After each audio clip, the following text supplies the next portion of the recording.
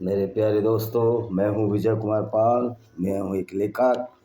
मैंने इस्लाम पर कम से कम 10 किताबें लिखी हैं, जिसमें 9 किताब इस्लाम पर पब्लिश हो गई हैं और एक किताब मेरी अभी ऑनलाइन है, वो बहुत जल्दी पब्लिश हो जाएगी। तो 10 किताब इस्लाम पर लिखी हैं और 2 किताब मैंने भारतीय डेमोक्रेसी के बारे में लिखी हैं।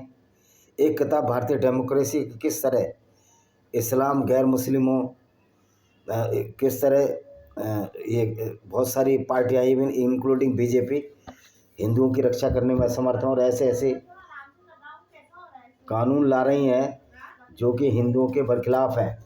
और एक किताब मेरी आ रही है कि जो भारत में यद्यपि हिंदू धर्म में जातिवाद की कोई परिकल्पना वेदों में नहीं है, लेकिन हमने अपने फ़ायदे के लिए इसको बनाया है। वो किताब मेरी प्रपंच भी आ रही है बहुत जल्दी। पहले मैंने उसको छलावा नाम दिया था, लेकिन प्रपंच ब्रैकेट में छलावा वो भी आ रही है। तो 9 किताब इस्लाम पर हो गई, एक किताब हिंदू धर्म में जो छुआछूत पर, और एक किताब जो भारतीय डेमोक्रेसी है। ये कोई डेमोक्रेसी नहीं है, ये एक मूर्ख बनाया है विशेष तौर पर उन पार्टियों ने जो अपने को सेकुलर कहती हैं। तो ये मेरी किताब है, देख लीजिए। ये है, इस तरह मेरी 10 किताब हैं। जब आप खोलोगे, गूगल पर जाओगे, ये सारी किताबें मिल जाएंगी। ये एक रुद्रा पब्लिकेशन पर है, शाश्वत पब्लिकेशन, और एक किताब मेरी अस्तित्व पब्लिकेशन बिलासपुर छत्तीसगढ़ में छपती है मेरी। ये भी एक किताब है जो शाश्वत में है। इसको आप खोजोगे तो और किताबें भी मेरी अपने आप आ जाएंगी। इस किताब को देखिए और पढ़िए। तो दोस्तों, आज हम मोहम्मद की और वो जो उनके कार्य थे, जो किसी भी दृष्टि से एक अच्छे प्रॉफिट या एक अच्छे नबी के नहीं हो सकते। हमने पहले भी बताया था कि ये पैगंबर मोहम्मद एक सर्टिफाइड पैगंबर नहीं है। इसने अपने आप को पैगंबर घोषित कर लिया और पैगंबर बन बैठा। मैं इसको इस भाषा में इसलिए बात कर रहा हूँ कि ऐसा व्यक्ति नहीं है कि इसको इज्जत दी जा सके।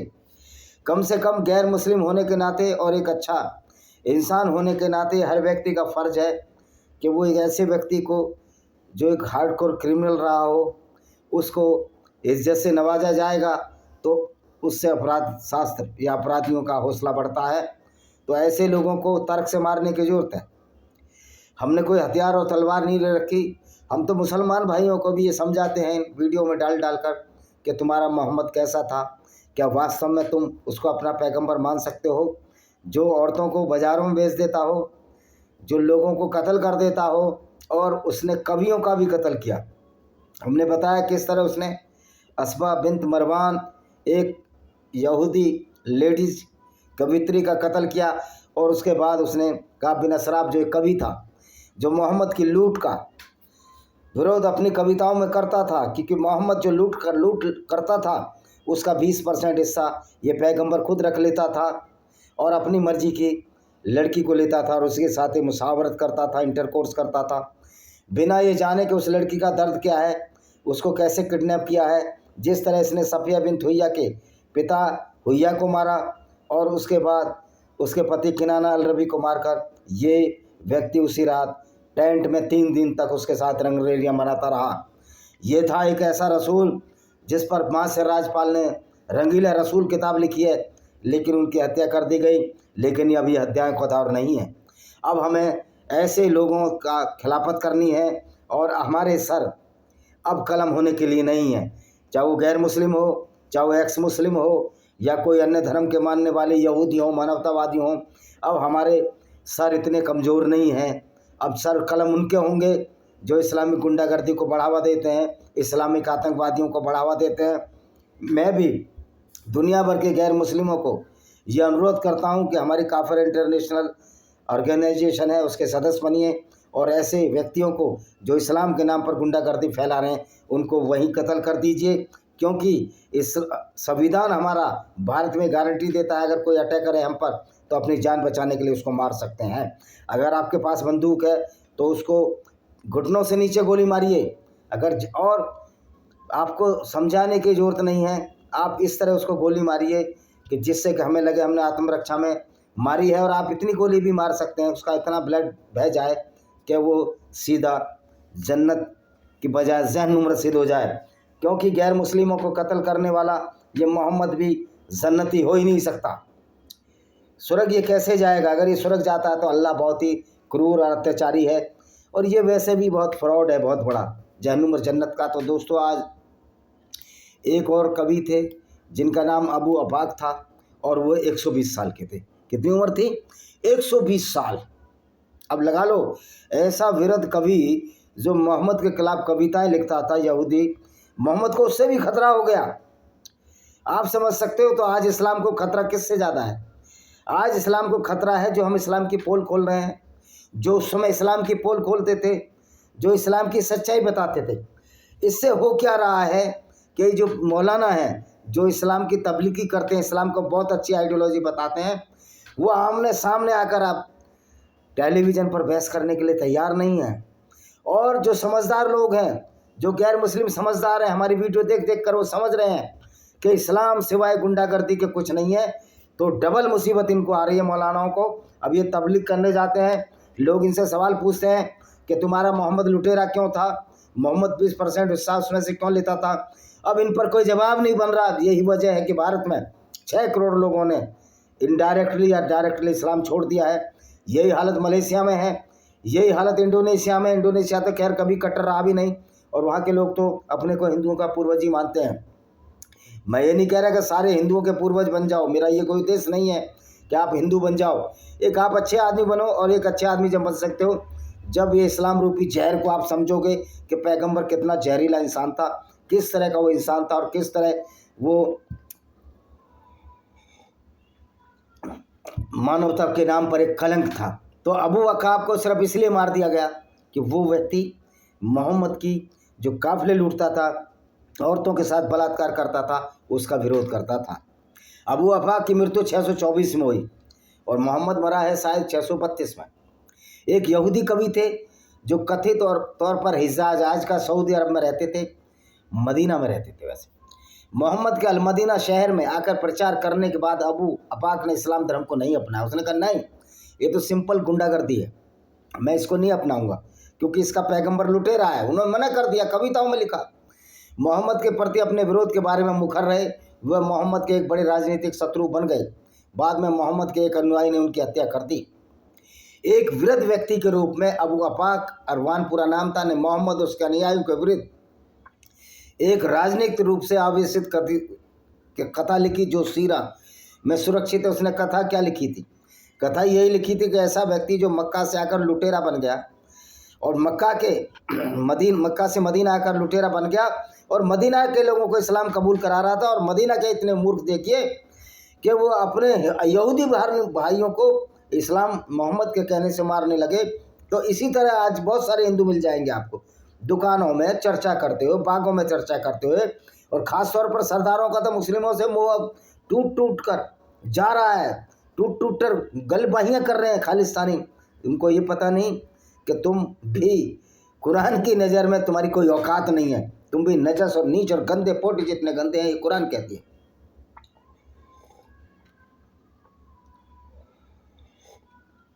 तो जो मूर्खता हिंदुओं ने की, वो आज हमारे जो हिंदुओं के यंग सिख भाई भी कर रहे हैं, जो खालिस्तानी आतंकवादियों से मिल रहे हैं, खालिस्तानी आतंकवादी मिलते हैं उस मुसलमान इस्लाम से मिल रहे, वो आपको भी कत्ल करेंगे एक दिन, क्योंकि उनका इस्लाम कहता है। वो पहले इस्लाम मानेंगे या तुम्हारे गुरुओं को मानेंगे? गुरुओं को तो कत्ल करे हैं उन्होंने। तो ऐसे नीच खालिस्तानी को मैं क्या कहूँ, जो गुरुओं के कातिलों का अपना हमदर्द बना बैठे हैं, हमराह बना बैठे हैं। सुबह चाय का मजा ही कुछ और है। एक वृद्ध व्यक्ति के रूप में अबू अरमान ने मोहम्मद और उसके न्याय के विरुद्ध एक कविता लिखी। इसके बाद मोहम्मद ने कथित तौर पर नहीं, सच्चे में अबू अबाक की मृत्यु का आह्वान किया। उसने कहा कौन है जो उसको कत्ल करेगा? सलीम इबन उमर ने उसकी हत्या कर दी। इस घटना का उल्लेख इबन इसाक ने मोहम्मद की सबसे प्राचीन जीवनी सीरत रसूलुल्लाह, अल्लाह के ईश्वर के पैगंबर में लिखा है। अल्लाह का पैगंबर, ईश्वर तो वसुदेव कुटुंबकम कहता है, सबके बराबरी की बात करता है, लेकिन कुरान का अल्लाह निश्चित तौर पे एक दुष्ट, एक अपराधी है। अगर कोई अल्लाह है, क्योंकि जितने काम उसने दिए मुसलमानों को, उनको अपराधी बनाने के दिए, कोई अच्छा काम तो उसका है नहीं। तो इबन इसाक क्या कहते हैं? इबन इसाक मोहम्मद की मृत्यु के करीब 60 साल बाद पैदा हुए थे। तो सबसे ऑथेंटिकेट जो उन्होंने इकट्ठा किया किताबों से, लोगों के मुंह से, क्योंकि कुछ बच्चे ऐसे भी थे जो मोहम्मद के ज़माने में 10 साल या 15 साल के थे और उनके ज़माने में भी जिंदे थे 75-80 साल, तो मोहम्मद के बारे में वो बताते थे। इसलिए हम ये कह सकते हैं कि इब्न इसाक ने जो वर्णन दिया है उसका सबूत उसके पास था। तो जो अबू इसाक ने जो कविता लिखी अबू अबाक ने, और वो कविता इब्न इसाक ने जो अरबिक में लिखी, उसकी जो अनुवाद है वो जो हिंदी में हम करके बता रहे हैं। अबू अबाक बिन उबैदा वंश के बिन औफ में से एक थे, यानी यहूदी थे। जब रसूल ने अल हरित बिन सुवेद बिन समित को मार डाला तो उसने अपनी नाराज़गी जाहिर की। उन्होंने, मोहम्मद तो मारता ही रहता था, अल हरित बिन सुवेद बिन सुमित को भी मार डाला, तो उसने नाराज़गी जाहिर की। जिस तरह से जब अबू अबाक मारे गए, अफसवा बिनत मरवान जो एक यहूदी कवित्री थी, उसने नाराज़गी जाहिर की। वो उसका मैं वीडियो डाल चुका हूँ, आप देख लेना। तो देखिए क्या लिखा उन्होंने, ये उसका अनुवाद है। अरबी में कुछ और होगा, अरबी भी आती है मेरे को, लेकिन अभी परफेक्ट नहीं हूँ, लेकिन पढ़ना लिखना सीख गया हूँ। मैं बहुत समय से जी रहा हूँ, वो लिखते हैं, पर मैंने कभी नहीं देखा लोगों का समूह या सभा अपने उपक्रम के प्रति अधिक वफादार, और जब बुलाया जाए तो उनके सहयोगी केला के बेटों से ज़्यादा जब वे इकट्ठे हुए। वे पुरुष जिन्होंने पहाड़ों को उखाड़ फेंका और कभी संपन्न नहीं किया। एक सवार उनके पास आया, उन्हें 2 भागों में विभाजित कर दिया, कहते हुए अनुमति और निषद सभी प्रकार की चीज़ें। क्या आप महिमा या राजत्व में विश्वास करते थे? आप टुब्बा का अनुसरण करते। तो इसका मतलब ये है कि हमारे लोग इतने बहादुर थे जिन्होंने पहाड़ों पर खेती करी, उखाड़ने पर खेती करी, कभी संपन्न नहीं किया।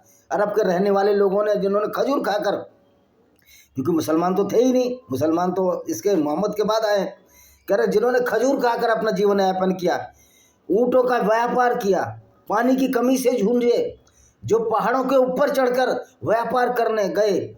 लेकिन वो एक ऐसे आदमी से जो मक्का से आया, मक्का से खदेड़ा गया आदमी, जो यहाँ कत्ल करने लगता है और पूरे दुनिया में 2 हिस्सों में बांट दिया पूरे अरब को।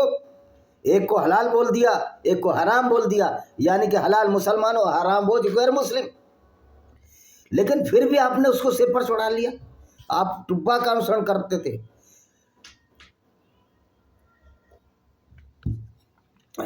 टुब्बा का विचार का मतलब है कि आप ऐसे लोगों को सिर पर नहीं चढ़ाते थे। जब ये मोहम्मद के कानों में ये कविता गई तो अब मोहम्मद क्या कहता? रसूल मोहम्मद ने कहा, इस बदमाश से मेरा क्या होगा? इस पर सलीम बिन उमैर बिन बिन औफ के भाई जो रोने वालों में से एक थे आगे बढ़े और उसे कत्ल कर दिया। उमामा बिन मुर्जिया ने इस बारे में कहा, कत्ल कैसे किया मैं वो बताता हूँ आपको। उसने कहा, तुमने अल्लाह के धर्म और उस व्यक्ति अहमद, मोहम्मद का दूसरा नाम अहमद भी है, अहमद को झूठा साबित कर दिया जो तुम्हारा पिता था। उसकी शपथ, उसका पुत्र बुरा है। कह रहा वो तो तुम्हारा पिता था अल्लाह, और तुमने उसके पैगंबर को साबित कर दिया कि उसका पुत्र बुरा है। ये तो हम भी साबित कर रहे हैं भाई कि मोहम्मद अच्छा नहीं था, अल्लाह भी कोई अच्छा नहीं है। अल्लाह तो मैं कहता हूँ क्रिमिनलों का सरदार है, दाऊद इब्राहिम का बाप है अल्लाह तो, क्योंकि अकेला दाऊद इब्राहिम, अल्लाह के पास तो कितने दाऊद इब्राहिम है आतंकवादियों के शक्लों में। और भाइयों, इस्लाम में साफ साफ लिखा है कि गैर मुस्लिमों को कत्ल करना इस्लाम फैलाने में। और जो कोई मौलाना कहता है ये नहीं लिखा, उसकी औकात है तो आमने सामने बहस कर ले, मुआवजा कर ले। मैं साबित कर दूंगा कि तुम्हारा पैगंबर एक फ्रॉड पैगंबर था, दुनिया को बर्बाद करने आया था, और ये हिटलर से बड़ा क्रिमिनल है, अपराधी है। क्योंकि हिटलर ने तो 50 लाख यहूदी मारे। इस्लाम की वजह से 100 करोड़ हिंदुओं का अब तक कत्ल हो चुका है, और गैर मुस्लिमों का 60 करोड़ का कत्ल इस्लाम से हुआ है। तो हुआ ना ये हिटलर से भी खतरनाक आदमी, जिसको कि मोहम्मद के नाम से जानते हैं। और इसके अली सीना जो ईरान के लेखक हैं, उन्होंने किताब लिखी अंडरस्टैंडिंग मोहम्मद, और उसमें बताया कि मोहम्मद को किस तरह मिर्गी के दौरे आते थे, किस तरह मेंटल डिस्टर्ब था, किस तरह लोगों का कत्ल कराया करता था। ये हकीकत है भाई। हम तो आपको तर्क दे रहे हैं, मारने की तो बात ही नहीं कर रहे। मारने की बात तो तुम करते हो। अगर तुम मारने की बात करोगे तो चूड़ियाँ तो किसी ने भी नहीं पहनी होती आजकल। क्योंकि अमेरिका ने तुमको ठोक ठोक कर तुम्हारी ऐसी ऐसी करती है। और अच्छा किया, इजराइल बहुत अच्छा कर रहा है। इजराइल इस्लामिक गुंडागर्दी को ख़त्म कर रहा है, मैं उसका तहे दिल से अनुसरण करता हूँ। तो उसने लिखा, जो एक हनीफ ने, हनीफ का मतलब होता है जो मोहम्मद का साथी था, तुम्हें रात में धक्का देकर कहा अबू बकर अपनी उम्र के बावजूद इसे स्वीकार करो, इस इस्लाम को स्वीकार करो। अबू बकर ने बोला नहीं, हालांकि मुझे पता है ये आदमी था जिसने तुम्हें रात के अंधेरे में मार डाला, मैं कुछ नहीं कहा। उन्होंने कहा नहीं स्वीकार करो। तो फिर वो बोलता है मुर्जिया जी, उमामा बिन मुर्जिया, कि मैंने रात के अंधेरे में जिसने तुमको मार डाला मैं उसको आदमी कहूँ जी, मैं कुछ नहीं कहूँगा, यानी कि मार दिया, कत्ल कर दिया। तो हुआ क्या, वो बेचारा अबू बकर अपने दलान में सोया हुआ था। दालान जानते ही हो, पहले कमरे होते थे, मकान, और उसके आगे सामने खुला मैदान होता था जिसको हम दलान कहते हैं। आजकल ये प्रथा तो अब 40 गज और 100 गज में रहने वाले तो दलान को क्या जानेंगे, लेकिन जिनके मकान बड़े हैं, प्लॉट बड़े हैं, वो दलान होता था खुला। गाँव में तो आज भी दलान होते हैं। उसमें सो रहा था एक व्यक्ति के साथ, और इसको सोते में धोखे से हत्या कर दी। अच्छा जी, एक दूसरा लेखक क्या कहता है, वह भी वाकिदी का विवरण। सईद बिन मोहम्मद ने हमें उमर बिन गजिया से, और अबू मुसाब ने हमें इस्माइल बिन मुसाब बिन इस्माइल बिन जैद बिन साबित, अब ये बिन का मतलब होता का बेटा, जैद बिन साबित मतलब साबित का बेटा, ने अपने बुजुर्गों से रिवायत किया, यानी बताया। उन्होंने कहा कि बनु अम्र इबन औफ के एक शेख थे, उसका नाम अबू अफाक था। जब पैगंबर मोहम्मद मदीना पहुँचे तो 120 साल के हो चुके थे। उन्होंने पैगंबर के प्रति उन पैगंबर की पोल खोली, उसकी सच्चाई दिखाई, और इस्लाम में प्रवेश नहीं किया। उन्होंने कहा इस्लाम कोई आइडियोलॉजी नहीं है, ये सिर्फ गुंडागर्दी है। इससे तो मोहम्मद नाराज हो गया। जब अल्लाह के रसूल बद्र गए, बद्र और लौटे, बद्र की लड़ाई से जब ये लौटा, अल्लाह ने उन्हें विजय प्रदान की, तो अब आपने उससे ईर्ष्या और उसका विरोध किया। ये मैंने कथा तुमको बता ही दी है, फिर बता देता हूँ। मैं बहुत दिनों से जी रहा हूँ जो कहानी लिखी उन्होंने, लेकिन मैंने कभी लोगों का ऐसा जमावड़ा नहीं देखा जो गुंडागर्दी करते हैं, लूटते हैं। जहाँ पर बुलाए जाने पर लोग किसी तुरंत प्रतिबद्धता, जहाँ पर लोग पूछ जाते हैं कि मोहम्मद ने उनको लालच दिया था लूट का, औरतों का, तो मोहम्मद तो लालच रिश्वत देता था। एक घुड़सवार ने उनके कामों से बेदखल कर दिया। वो कह रहा हम इतने अच्छे लोग थे, सब मिलजुल कर रहते थे। घुड़सवार मदीना से आया, अपने इसके 40-50 साथी थे। 10 साल में मुसलमान सिर्फ 40-50 ही बन सके, क्योंकि वो भी जानते कि मोहम्मद एक झूठा नबी है। हम भी कहते हैं मोहम्मद एक झूठा प्रॉफिट है। कोई मोहम्मद नहीं है, एक लुटेरा था जिसको प्रॉफिट बनाकर आज लोगों को कत्ल कर रहे हैं लोग। तो उसने कहा कि तुमने उस पागल आदमी को जो कि लुटेरा था उसको अपना बना लिया, और उन यहूदियों को भूल गए, या उन अरबियों को भूल गए। सारे यहूदी नहीं थे अरब में क्रिश्चियन भी थे। अरब में बहुदेववादी, यानी जो लोकल आपके धर्म वाले होते हैं ना, लोकल धर्म हमारे यहाँ भी होते हैं, छोटे मोटे, कहीं कहीं कोई किसी को मानता, कोई मीरा। जैसे हमारा गांव का जो ग्राम देवता है वो मीरा है, मेरे गांव का। मीरा का मतलब आप समझिए हनुमान जी को हम मानते हैं, लेकिन वहाँ लोकल लैंग्वेज है, उसको मीरा कहा जाता है। अब ये मुझे लगता है इस्लामिकरण की वजह से हम लोगों को बेवकूफ़ बनाया गया, उसका नाम मीरा रख दिया, लेकिन वो हनुमान जी का अवतार है। अच्छा जी, सलीम बिन उमैर ने कहा, और वह बनु नज्जर के रोने वालों में से एक थे। सलीम बिन उमैर क्या कह रहा है, रोने वालों में से एक थे। रोने वाले नहीं, तो खिलाफ कविताएं लिखता था। जो अबू बकर थे वो कविताएं लिखते थे। मैंने कसम खाई मैं अभी आग को मार डालूंगा, या इस कोशिश में मैं मर जाऊंगा। मैंने एक असावधान क्षण की प्रतीक्षा की, यानी कि वो जब असावधान हो जाए, ऑर्डर तो मोहम्मद ने दे दिया था मारने का, तो कत्ल कराता था। किलर कॉन्ट्रैक्ट, ये कॉन्ट्रैक्टर रखता था, किलर, ये किलर मशीन था मोहम्मद। फिर एक गर्मियों की रात जब बनु अम बिन औफ के साथ आंगन में सो रहा था, अबू अफाक जो है अम बिन औफ के साथ सो रहा था, तो सलीम बिन उमैर पास आया और तलवार को उसके जिगर पर तब तक दबाता रहा, तब तक उसके बिस्तर में प्रवेश नहीं कर गई, यानी आर पार कर दी। अल्लाह का दुश्मन चीख उठा। जिन लोगों ने उसके सब सुने वे उसके पास लौट आए, वे इसके स्थान पर गए, उसे दफना दिया। उन्होंने कहा उसे किसने मारा? अल्लाह की कसम, अगर हमें पता चल गया उसे, ईश्वर की कसम, तो अल्लाह को मानते ही नहीं थे, किसने मारा तो हम निश्चित रूप से इसके लिए मार देंगे। अल नहदिया, एक मुस्लिम महिला ने इसके बारे में ये आयतें कही।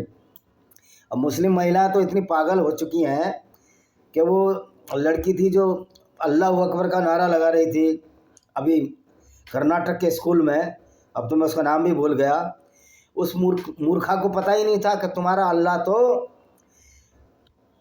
तुम्हारा कितना कलाम है। तुम्हें आदि बुद्धि का कहता है अगर तुम अपने पति के साथ सेक्स ना करो तो तुम्हारे को कोड़े मारने की इजाज़त देता है, तलाक देने की इजाज़त देता है, और तलाक के बाद अगर तुम पुराने पति के पास लौटने आओ तो तुम्हारे अल्लाह की जो आयतें हैं, अब तुम अल्लाह ही बोलते हो, मैं चलो अल्लाह ही मान लेता हूँ, अल्लाह तो है, अल्लाह कोई नहीं था, ये मोहम्मद ही था।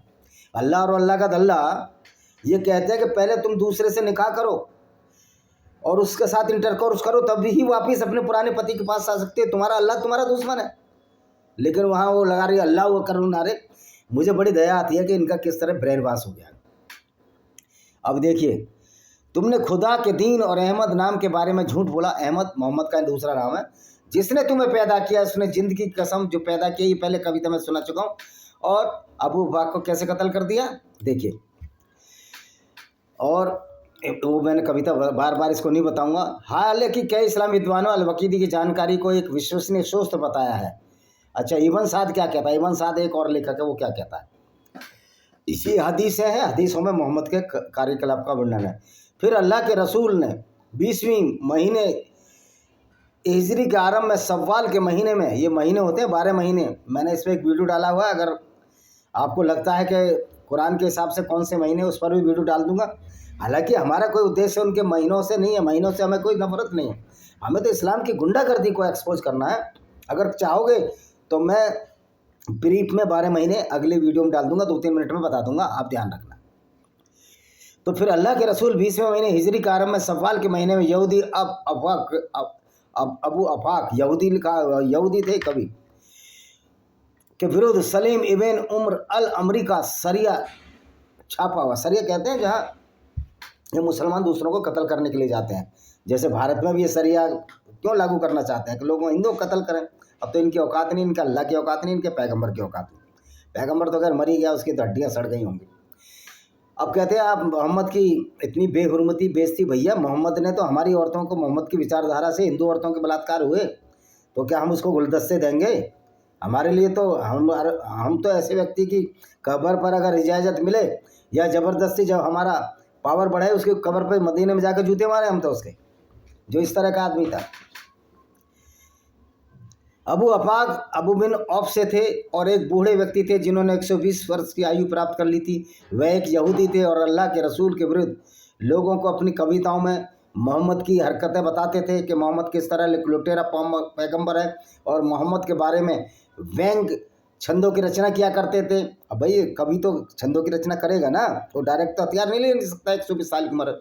सलीम इबन और जो महान रोने वालों में से एक थे जिन्होंने बद्र में भाग लिया, रोने वालों में एक थे, मतलब उसको चिढ़ होती थी कि अल्लाह मोहम्मद के लिए क्यों ये बोलते हैं, क्योंकि मोहम्मद के साथियों को तो मज़ा आ रहा था। औरतें लूट रहे थे, धन लूट रहे थे, बलात्कार कर रहे थे, सरेआम जितने भी क्राइम है भारतीय दंड संहिता में।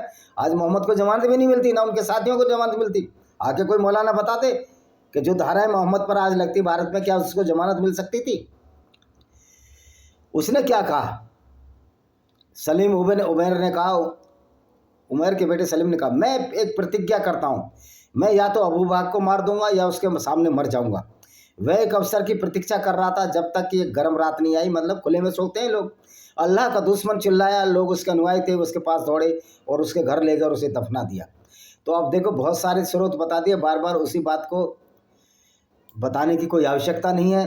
तो मेरी कुछ और किताबें देख लीजिए यार। इन किताबों को जब पढ़ोगे, इनको खरीदोगे, तब जो पैसा आएगा, जो इस्लाम के हाथों मारे गए पूरी दुनिया में, तभी तो मैं उनको कुछ मदद कर पाऊँगा।